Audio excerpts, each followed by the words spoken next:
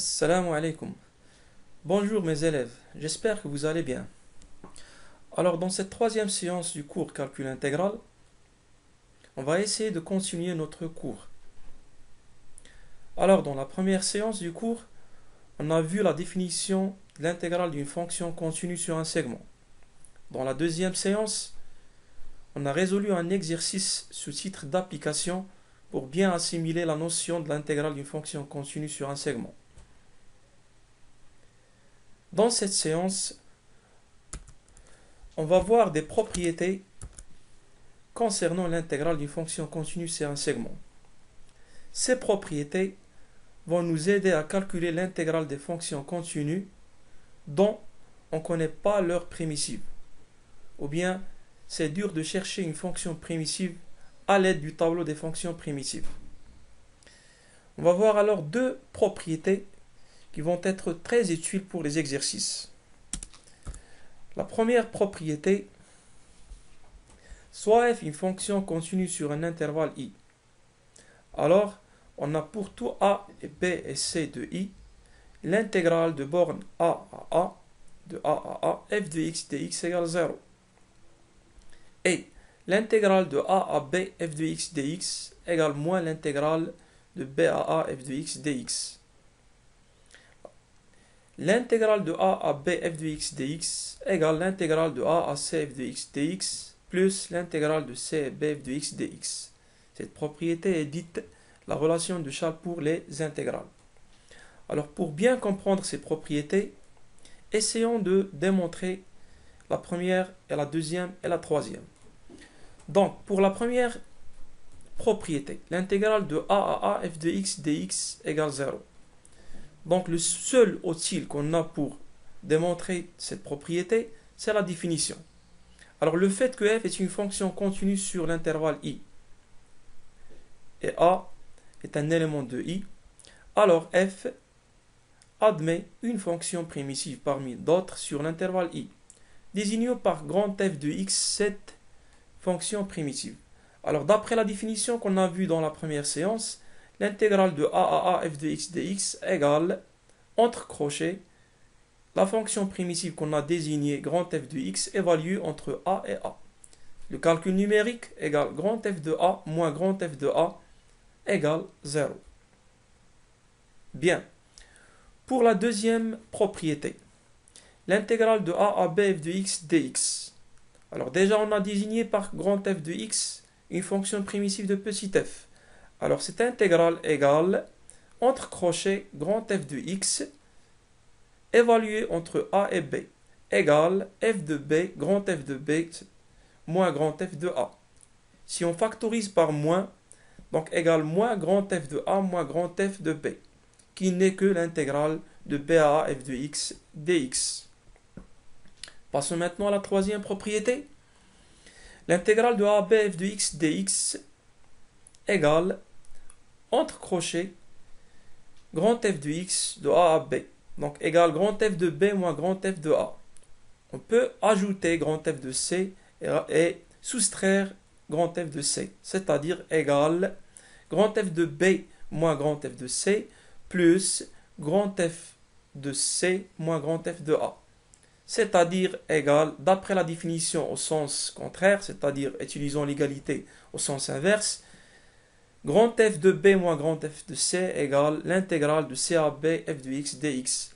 Et grand F de c moins grand F de a égale l'intégrale de a à c f de x dx. Donc, remarque, ces propriétés, ils ressemblent à des propriétés déjà vues dans le calcul intégral.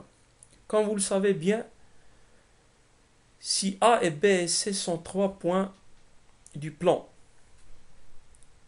le vecteur AA égale le vecteur nul. C'est la même chose pour les intégrales. L'intégrale de a à a f de x dx égale 0. Le vecteur AB, si on inverse l'extrémité et l'origine du vecteur AB, comme vous le savez bien, on rajoute un signe moins. De même pour les intégrales. Si on inverse les bornes de l'intégrale AB, alors il faut rajouter un signe moins. Déjà ici, il faut signaler une remarque très importante. Il y a plusieurs élèves qui croient que les bornes de l'intégrale toujours la borne petit a doit être inférieure à la borne petit b, ce qui est faux. Regardons ici les données de la propriété, qu'est-ce qu'elles disent? Elles disent qu'on a pour tout a et b et c de i. Donc a et b et c sont des réels ou bien des nombres non comparables. Alors on peut avoir ici la borne a supérieure à la borne b. Mais si on veut que la borne petit a soit supérieure à la borne petit b, on peut rajouter un signe moins et rendre l'intégrale de telle façon que cette borne est plus petite que cette borne. De même pour la troisième propriété, elle ressemble à la relation de Charles vue dans les vecteurs. Comme vous le savez bien, le vecteur AB, si on introduit le point C égale le vecteur AC plus le vecteur CB. Très bien.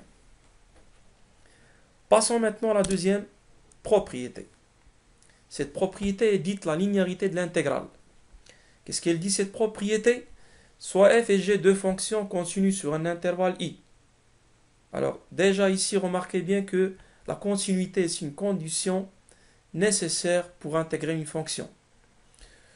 Pour tout AB appartient à I carré, et pour tout lambda appartient à R, on a l'intégrale de A à B f de x plus g de x égale l'intégrale de A à B f de x plus l'intégrale de A à B g de x dx.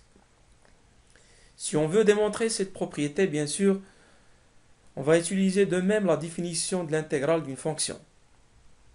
Alors, le fait que f et g sont deux fonctions continues sur l'intervalle i et a et b sont deux éléments de i, alors f et g sont deux fonctions continues sur l'intervalle de borne a et b. Désignons par grand F alors une primitive de petit f et désignons par grand G une primitive de petit g sur cet intervalle de borne a b. Comme vous le savez bien, dans le cours des primitives, une fonction primitive de la somme de deux fonctions est la somme des fonctions primitives. Donc cette intégrale égale, par définition de l'intégrale, entre crochets, grand F de x plus grand G de x évalué entre a et b. En calculant ce crochet, c'est-à-dire grand F de b plus grand G de b moins entre parenthèses grand F de a plus grand G de a. En simplifiant le calcul de telle façon de rassembler grand F de b moins grand F de a plus grand G de b moins grand G de a, on trouve ce résultat. De même pour l'intégrale de lambda fois f de x. On sait déjà qu'une primitive de la fonction lambda f est lambda grand F de x, ou bien lambda f. Donc, cette intégrale égale entre crochets lambda grand F de x évalué entre a et b, c'est-à-dire lambda grand F de b moins lambda grand F de a. En factorisant par lambda, on trouve que ce lambda égale lambda facteur grand F de b moins grand F de a, qui n'est que lambda, l'intégrale de a à b f de x dx. Bien. On peut regrouper les deux formules de la propriété 2, c'est-à-dire celle-là et celle-là, dans la formule suivante dite de linéarité. Quel que soit lambda et mu appartenant à R carré, l'intégrale de a à b lambda f de x plus mu g de x dx égale lambda, l'intégrale de a à b f de x dx plus mu, l'intégrale de a à b g de x dx. Aussi, j'aime bien vous donner une remarque très importante. Il y a plusieurs élèves qui essayent d'inventer des propriétés. Par exemple, ils écrivent l'intégrale de a à b f de x fois g de x égale l'intégrale de a à b f de x fois l'intégrale de a à b g de x. Ou bien l'intégrale de f sur g égale l'intégrale de f sur l'intégrale de g. Ce qui est faux. Déjà, il faut mettre en évidence, il faut faire attention aussi que une fonction primitive du produit, ce n'est pas le produit des fonctions primitives. Et aussi une fonction primitive du rapport, ce n'est pas le rapport des fonctions primitives. Vous pouvez le montrer juste par la définition d'une fonction primitive, c'est-à-dire par la relation de dérivation. Si vous dérivez f fois g, le résultat, ça ne sera jamais ou bien si vous dérivez grand F fois grand G, le résultat, ce sera jamais petit f fois petit g. De même, si vous dérivez grand F sur grand G, le résultat, ce sera jamais petit f sur petit g. Alors, il faut faire attention. On n'a que ces deux résultats. Et cessez d'inventer des propriétés. Ok. Alors, passons maintenant à la phase d'application pour appliquer ces propriétés, pour les assimiler bien. Et comme je vous ai dit toujours, parmi les avantages de l'enseignement à distance, et surtout si on utilise un vidéo comme un outil d'enseignement, alors vous pouvez stopper la vidéo à chaque fois que vous voulez. Alors, pour bien améliorer vos compétences dans les mathématiques, essayez de répondre aux exercices ou de réécrire les données des exercices que je vais aborder maintenant sur un papier blanc. C'est-à-dire bougez vos stylos pour bouger vos cerveaux. Alors commençons par la première application, le premier exercice, application 1. Calculer l'intégrale de 2 à 4 de 5f de x plus 3g de x dx, sachant que l'intégrale de 2 à 4 f de x plus g de x égale 7 et l'intégrale de 2 à 4 f de x moins g de x égale 1. Donc ces situations nécessitent l'utilisation des propriétés qu'on a déjà vues. Alors, parmi les solutions que je vais vous proposer ici, on va essayer de décomposer ce nombre de telle façon à trouver ce nombre et ce nombre. C'est-à-dire la somme de f de x plus g de x et la différence de f de x moins g de x. Comme cela, il faut chercher des facteurs en commun pour factoriser. Alors, on a l'intégrale de 2 à 4, 5f de x moins 3g de x dx. En décomposant 5f de x à 4f de x plus f de x et en décomposant moins 3g de x à g de x moins 4g de x. Comme ça, on a pu trouver un facteur en commun entre 4f de x et moins 4g de x. D'où égale, cette intégrale égale, en factorisant par 4, on trouve que c'est égal l'intégrale de 2 à 4, 4f de x moins g de x, plus, bien sûr, le reste f de x plus g de x. Alors ici, on va utiliser la propriété de la linéarité de l'intégrale. Donc, l'intégrale de la somme de deux fonctions égale la somme de ces deux intégrales. Alors, l'intégrale de 4f de x moins g de x plus f de x plus g de x dx égale l'intégrale de 4f de x moins g de x plus l'intégrale de f de x plus g de x dx. Remarquez ici qu'on a utilisé cette propriété afin d'utiliser les données qu'on a dans l'application. Alors, ici de même, on va appliquer la linéarité de l'intégrale. On va faire sortir le 4 qui joue ici le rôle de lambda dans la propriété 2. Donc, égale 4 fois l'intégrale de 2 à 4 f de x moins g de x dx plus l'intégrale de f de x g de x dx. Alors ici, on n'a qu'à remplacer les deux intégrales par leur valeur d'après les données. Alors cette intégrale égale 7 égale plutôt 1. Le deuxième intégrale égale 7. Donc, enfin, on aboutit à 4 fois 1 plus 7. Ça fait 11. Bien. Maintenant, passons à la deuxième application. Qu'est-ce qu'elle dit cette application, ou les données de cette application? Calculer l'intégrale suivante. I égale l'intégrale de 1 à e, le nombre n'est pas rien, ln de x dx, plus l'intégrale de 1 à e, 2 ln de x sur x, plus ln de 1 sur x dx. Bien sûr, si vous essayez d'appliquer la définition directement, la première difficulté que vous allez rencontrer, c'est une fonction primitive de ln de x n'est pas connue jusqu'à présent. Bien sûr, on va voir dans ce cours des techniques de recherche d'une fonction primitive, d'une fonction qu'on ne trouve pas dans le tableau des fonctions primitives. Mais appliquons jusqu'à présent ce qu'on a vu dans ce cours, c'est-à-dire les propriétés. De même, pour cette intégrale, elle est dure de le calculer. Pourquoi? Parce que c'est dur de trouver une fonction primitive de ln de 1 sur x, qui n'est que moins ln de x, c'est-à-dire c'est la même chose que celle-là. Donc, pour s'en sortir de cette difficulté, on va utiliser les propriétés de l'intégrale, c'est-à-dire l'intégrale ou bien la somme des deux intégrales égale l'intégrale de la somme. Donc I égale l'intégrale de 1 à e ln de x plus 2 ln de x sur x plus ln de 1 sur x dx. Alors, si on n'essaie pas de penser à utiliser les propriétés de ln, de la fonction logarithme népérien, je vais essayer de les citer, comme ça vous les rappelez évidemment. Comme vous le savez, parmi les propriétés de la fonction logarithme népérien, on a quel que soit a et b appartient à l'intervalle ouvert 0 plus infini, ln de a fois b égale ln de a plus ln de b. ln de a sur b égale ln de a moins ln de b.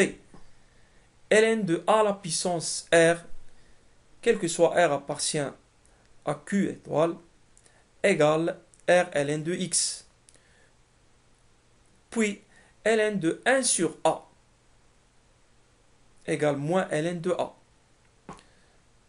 Donc ici, vous remarquez qu'on va utiliser cette dernière propriété, c'est-à-dire ln de 1 sur x égale moins ln de x. En appliquant cette propriété donnée par la fonction logarithme népérien, ici on remarque qu'on peut se débarrasser de ln de x moins ln de x, ce qui reste l'intégrale de 1 à e de ln de x sur x dx. De même aussi, on va appliquer la propriété de la linéarité de l'intégrale, c'est-à-dire on peut faire sortir le 2, puisque le 2 est une constante, ne dépend pas de x. Attention, pour faire sortir le lambda qu'on a parlé précédemment dans la propriété, il faut que lambda soit une constante, c'est-à-dire ne dépend pas de la variable x. Alors on fait sortir le 2, puisque 2 est une constante, ce qui reste I égale 2 l'intégrale de 1 à e ln de x dx dx. Alors là, on va essayer de chercher une fonction primitive de ln de x sur x. Bien sûr, on va utiliser juste le tableau des fonctions primitives, puisqu'on n'a pas déjà vu les techniques du calcul de l'intégrale. Donc, afin d'utiliser le tableau des fonctions primitives, d'abord il faut penser à écrire ou à réécrire ln de x sur x sous forme de 1 sur x fois ln de x. Donc ici, ce qui frappe dans notre tête, c'est que 1 sur x c'est la dérivée de ln. Donc cette intégrale égale 2 facteur l'intégrale de 1 à e ln' de x fois ln de x dx. Rappelez ici qu'une primitive de u' fois u à la puissance r, pourquoi on se rappelle de cette propriété? Parce que cette écriture s'écrit sous forme de u' fois u à la puissance r. Ici, le 1 joue le rôle de r. Donc, une fonction primitive de u' fois u à la puissance r, d'après le tableau des fonctions primitives, bien sûr, c'est 1 sur r plus 1 u à la puissance r plus 1. Donc ici, la tâche est bien résolue. Donc, une fonction primitive de ln' de x fois ln de x, puisqu'on a pu la trouver, on va l'écrire entre crochets. C'est 1 sur 1 plus 1, c'est-à-dire 1 sur 2. ln de x, le tout à la puissance 1 plus 1, c'est-à-dire ln au carré de x. Le crochet est évalué entre 1 et e, bien sûr, les bornes de l'intégrale. On peut faire sortir le 1 demi, bien sûr, puisque dans le calcul numérique de ce crochet, on peut factoriser par 1 demi. Alors le 2 fois 1 demi, ça fait 1. Enfin, on trouve ici, entre crochets ln carré de x, évalué entre 1 et e. Passons à l'application numérique. Bien sûr, il faut rappeler toujours qu'on commence par remplacer x par la borne qui se trouve en haut. Donc c'est ln au carré de e moins ln au carré de 1. Et comme vous le savez, ln de e égale 1. Donc ln au carré de 1, ça fait 1. Et ln de 1 égale 1. Bien. Passons maintenant à la troisième application. Cette application, je vous conseille de la bien rédiger dans vos papiers parce qu'il représente une bonne situation d'appliquer la définition et aussi les propriétés de l'intégrale. Donc, qu'est-ce qu'il dit l'application? Soit f la fonction numérique définie sur R par f de x égale x plus 1 facteur l'exponentielle 2x. La première question, montrer que pour tout x appartenant à R, f de x égale 1 demi f' de x moins 1 demi l'exponentielle 2x. Essayons de résoudre cette question. Bien sûr, en remarquant ici l'égalité, donc la première idée qui se pose dans notre tête, c'est qu'on doit commencer par calculer f' de x. Et avant de calculer f' de x, il faut mentionner que f est dérivable sur R, qu'on peut le montrer facilement. Pourquoi? Parce que f n'est autre que le produit de deux fonctions dérivables sur R. La première fonction, c'est la fonction qui est associée à x plus 1, qui n'est qu'une fonction polynomiale, donc il est dérivable sur R. La deuxième fonction, c'est la fonction qui est associée à x l'exponentielle de x, et comme vous le savez bien, cette fonction, elle est dérivable sur R, puisque 2x, elle est bien définie sur R. Donc, puisqu'on a pu montrer que f est dérivable sur R, alors passons maintenant à calculer sa dérivée. Donc, la dérivée de f, puisque f s'écrit sous forme d'un produit de deux fonctions, et comme vous le savez bien, la dérivée de u fois v, c'est u' fois v plus u fois v'. Donc ici, on va l'appliquer ici. f' de x égale x plus 1' l'exponentielle de x plus x plus 1 l'exponentielle de x'. Toujours, je vous rappelle que cette écriture, je l'écris sous réserve, parce que cette écriture ne s'écrit pas. On peut l'écrire dans le brouillon, mais dans le propre, évitez-la. Je ne veux pas entrer dans les détails, mais essayez de passer directement à la deuxième ligne. Donc f' de x, la dérivée de x plus 1, ça fait 1. Donc il nous reste l'exponentielle de x, plus la dérivée de l'exponentielle de x. Un petit rappel, quelle est la dérivée de l'exponentielle u de x? L'exponentielle de u. Vous allez me répondre, bien sûr, c'est u' fois l'exponentielle de u. Donc, la dérivée de l'exponentielle de x, c'est la dérivée de 2x, ça fait 2, l'exponentielle de x. D'où f' de x égale l'exponentielle de x plus 2, qui est aussi de la dérivée de 2x, facteur x plus 1 exponentielle de x. D'où f' de x égale l'exponentielle de x plus 2. Alors ici, on ne doit pas oublier la question posée. La question posée, c'est démontrer cette égalité. Alors le fait qu'on veut calculer f' de x, cela ne veut pas dire qu'on doit s'éloigner de notre objectif. Notre objectif, c'est faire apparaître f de x. Alors, le fait de trouver x plus 1 facteur l'exponentielle de x, alors ici, d'après les données de l'exercice, cette expression, il n'est que f de x. Alors, on remplace x plus 1 facteur l'exponentielle de x par f de x. Par suite, de f de x, alors on doit chercher f de x. Alors, essayons de ramener l'exponentielle de x à l'autre côté. Par suite, 2f de x égale f' de x moins l'exponentielle de x. Enfin, f de x, on divise par 2 les bornes de l'égalité ou les membres de l'égalité, on trouve que f de x égale 1 demi f' de x moins 1 demi l'exponentielle de x. Bien. Passons maintenant à la deuxième question. On déduit le calcul de l'intégrale de 0 à 1 x plus 1 l'exponentielle de x dx, qui n'est que l'intégrale de la fonction f de x dx, qui est dérivable bien sûr sur R, donc il est continu sur R, d'où on peut l'intégrer sur l'intervalle de borne 0,1.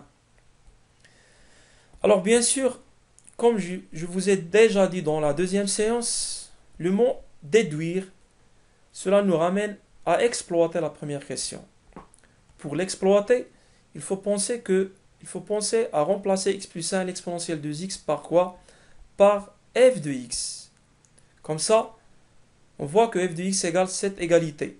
Alors on va remplacer de même f de x par cette égalité. D'où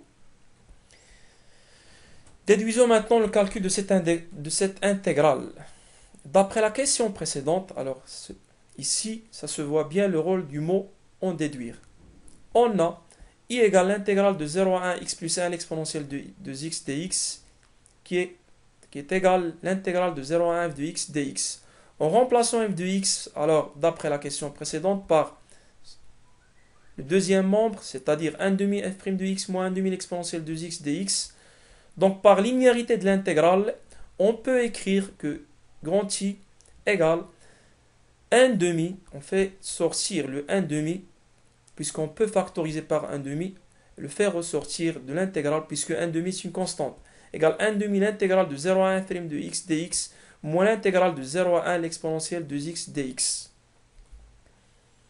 Alors ici, il ne reste qu'à appliquer la définition de l'intégrale. Bien sûr, vous posez cette question. Comment puis-je trouver une fonction primitive de f' de x?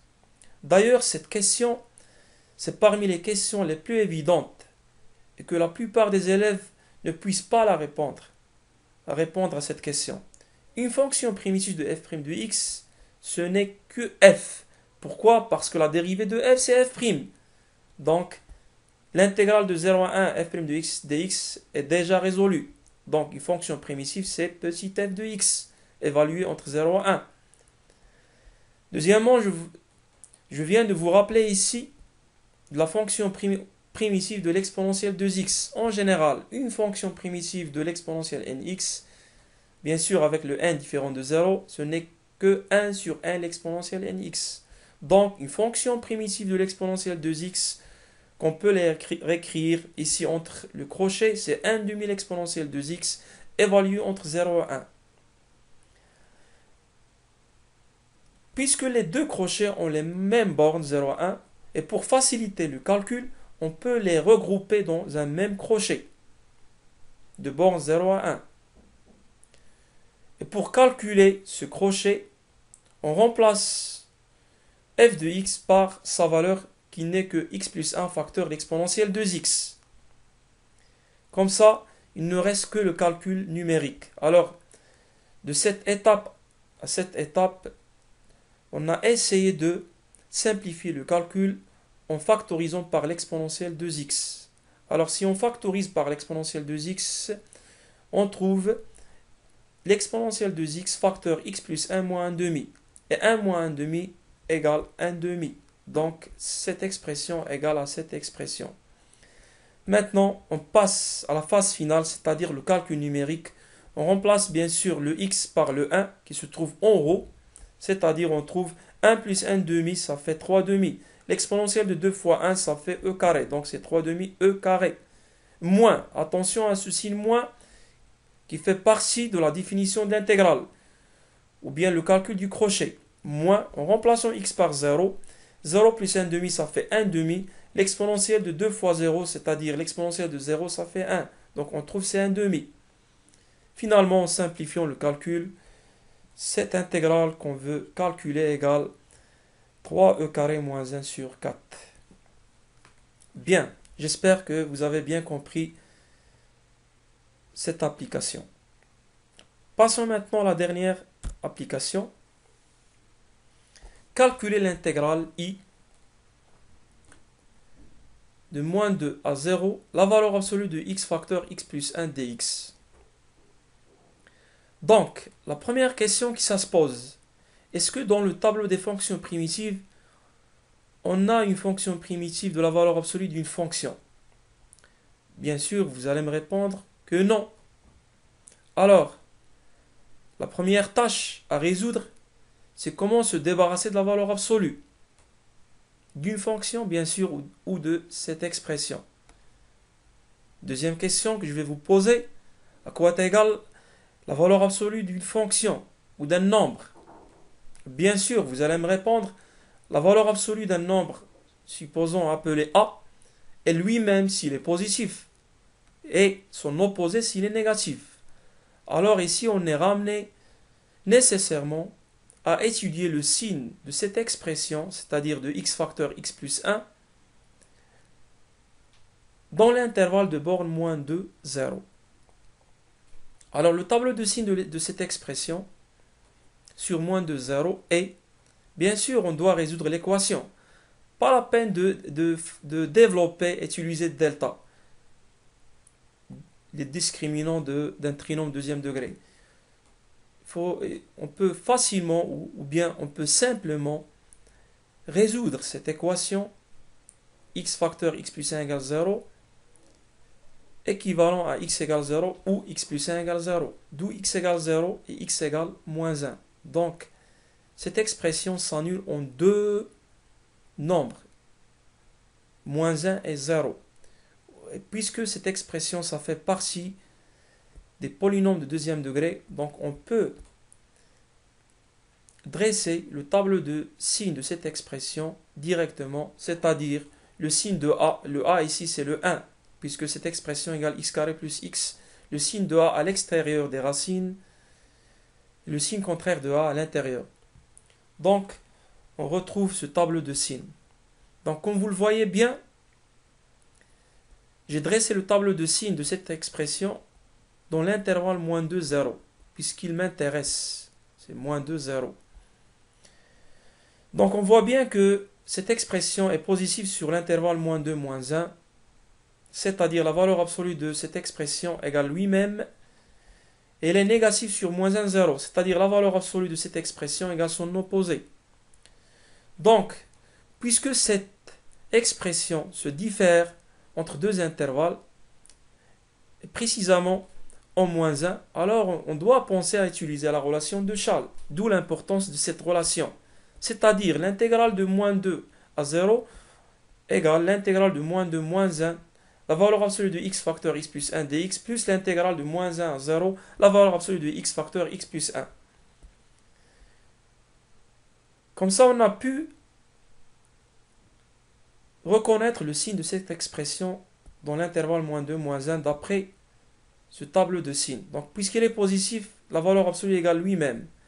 Puisque cette expression est négative entre moins 1 et 0, alors cette expression égale son opposé, c'est-à-dire moins x carré moins x.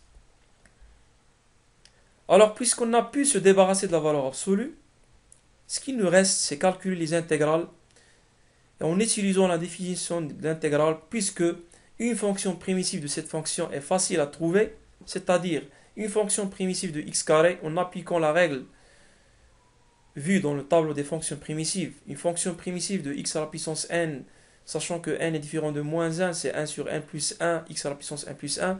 Donc une fonction primitive de x carré, c'est 1 tiers x à la puissance 3. Plus une fonction primitive de x, c'est 1 demi x carré. Ce crochet est évalué entre moins 2 et moins 1, bien sûr, selon cette intégrale de borne moins 2, moins 1. De même, une fonction primitive de moins x carré, ça fait moins 1 sur 3x au cube. Moins une fonction primitive de x, c'est 1 demi x carré. Ce crochet, il est évalué entre moins 1 et 0. Ce qui nous reste, c'est le calcul numérique, que vous pouvez le faire maintenant facilement. En remplaçant bien sûr d'abord x par moins 1, on trouve que cette expression égale à 1 sur 6. Moins, en remplaçant x par moins 2, on retrouve le moins 2 sur 3. De même, pour le deuxième crochet, il faut faire attention, les deux crochets n'ont pas le même borne. En remplaçant x ici par 0, on trouve que c'est 0. Moins, en remplaçant x par moins 1, on trouve que c'est moins 1 sur 6. En simplifiant le calcul, on trouve que cette intégrale est égale à 1. Bien. Passons maintenant à la cinquième application. Cette cinquième application, il représente une bonne situation. Pourquoi ? Parce que la plupart des élèves croient que la relation de Charles n'est utilisable que lorsqu'on veut intégrer une fonction qui porte les symboles de la valeur absolue. Alors cette situation va vous montrer que cette réponse est fausse. Qu'est-ce qu'elle dit l'application ? Soit f, la fonction définie sur l'intervalle 0,8 par f de x égale la racine carrée de 3x plus 1, si x est comprise entre 0 au sens large et 1 au sens strict. F de x égale x plus 1 sur la racine cubique de x si x est comprise entre 1 et 8. Donc, c'est-à-dire cette fonction, elle est une fonction répartie sur deux intervalles. Et on veut calculer l'intégrale de cette fonction entre 0 et 8. Bien sûr, tout d'abord, f est bien une fonction continue sur l'intervalle 0,8. Faites bouger vos cellules pour la montrer. Bien. Essayons de répondre à cette question pourquoi f est une fonction continue sur 0,8 ensemble ou oralement. Donc, puisque cette fonction elle est répartie sur deux intervalles, alors on doit étudier la continuité de cette fonction sur ces deux intervalles. Le premier intervalle, l'intervalle semi-ouvert en 1, 0, 1. Le deuxième intervalle, l'intervalle fermé 1, 8. Après, pour déduire la continuité de cette fonction sur l'intervalle 0,8, il faut étudier la continuité de cette fonction en 1 à gauche.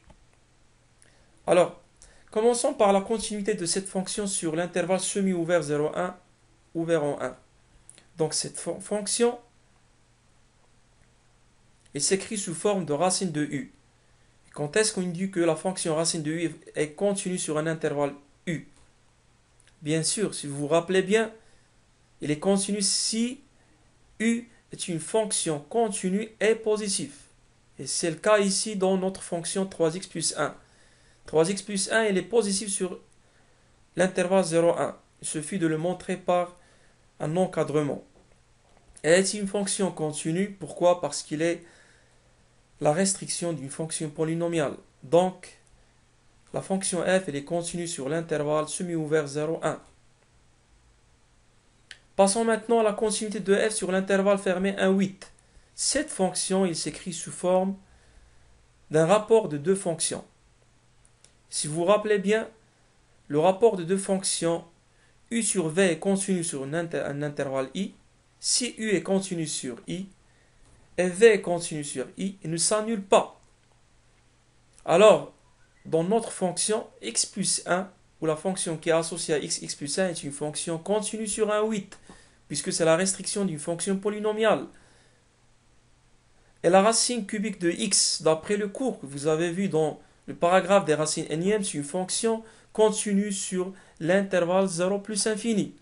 D'où il est continu sur l'intervalle 1,8, puisque le 1,8 est inclus dans 0 plus infini.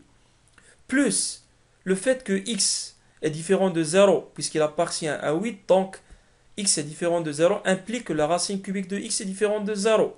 D'où on a satisfait les conditions de la continuité d'un rapport de deux fonctions. Reste maintenant à montrer que f, bien sûr, il est continu à gauche en 1.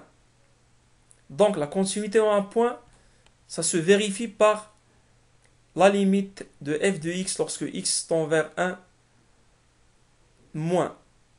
Et on doit tester cette limite, ou bien on doit la comparer avec l'image de 1. Tout d'abord, calculons l'image de 1.